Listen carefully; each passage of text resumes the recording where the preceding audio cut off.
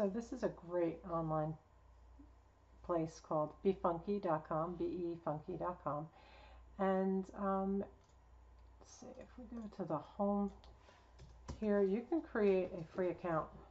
And they do a lot of things. I'll be making more videos about this.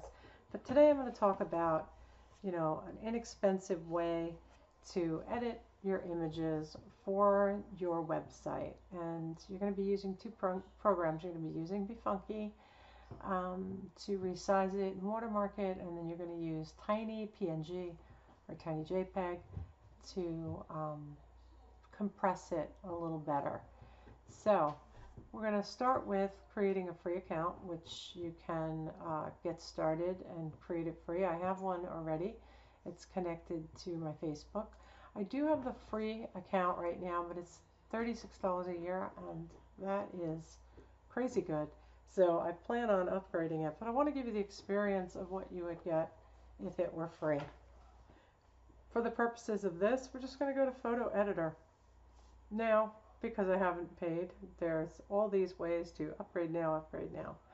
And so you can remove these ads. And while we work on this, there'll be things that you are not going to be able to do unless you upgrade.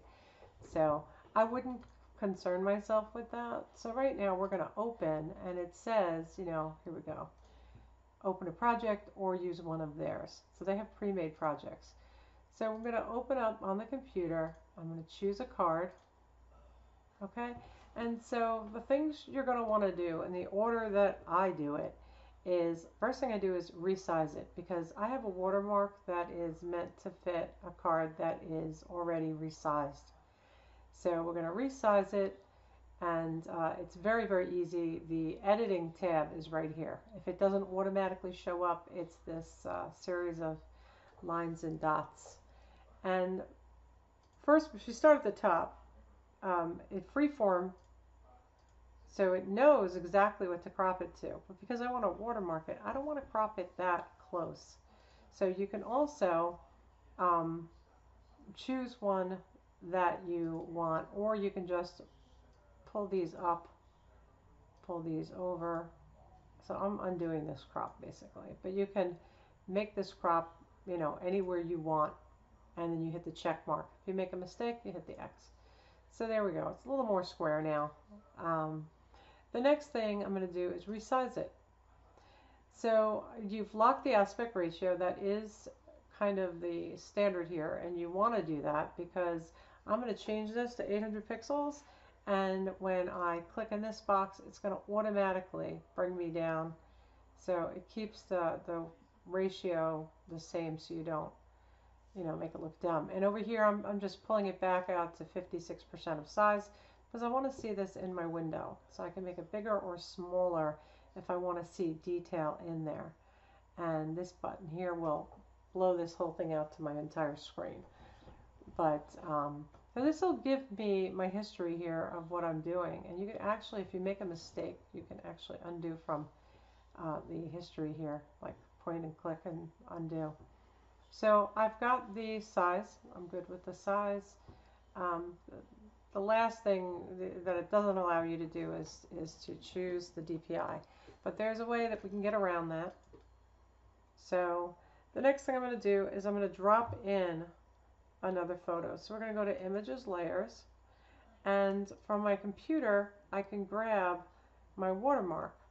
However, I'm not going to, because once you grab it and you import it, it saves it for you.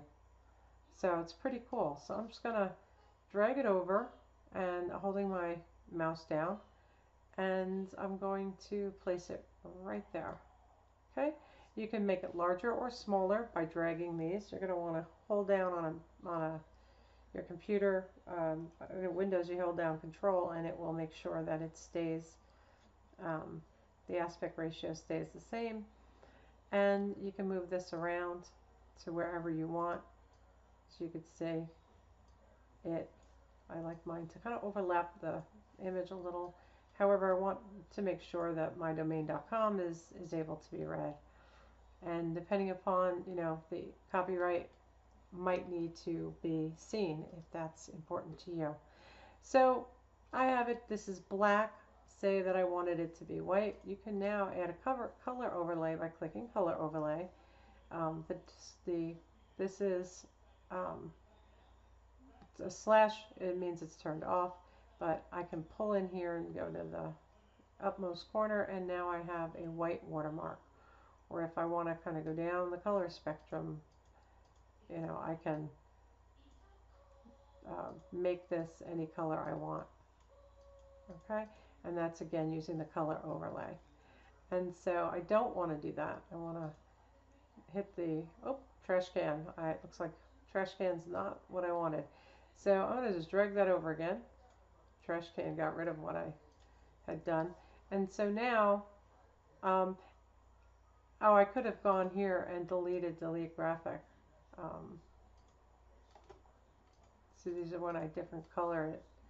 Here we go, move graphic. So you can, I didn't even realize this with the history, I can just go back to what I wanted, and it undoes all of these if I go back to the move graphic. If I go back to here, that's where it was before that.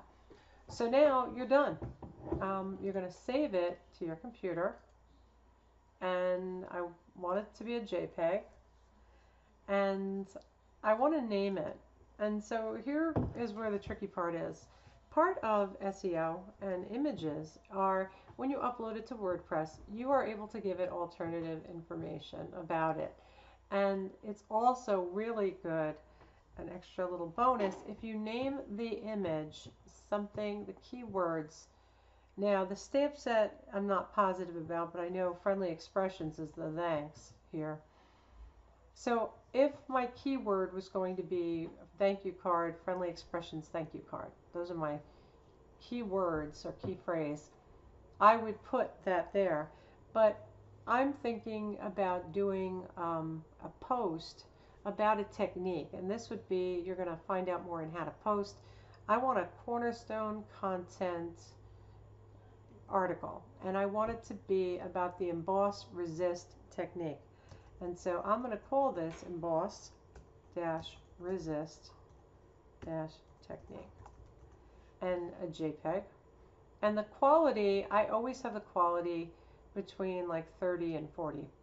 Okay, so 35, 36 is fine. I don't think that this shows you, so if I bring it all the way down, it does not give you a preview. So that's not great. I would like it if there was a way to see a preview, but I'd say it's pretty safe to say that if you keep it between 30 and 40, if it's something that has a lot of fine detail, you're going to want it a little higher. And we're going to save this now, and we're going to save it to this folder, and then we're going to do one more step. Okay, I'm going to start a new project.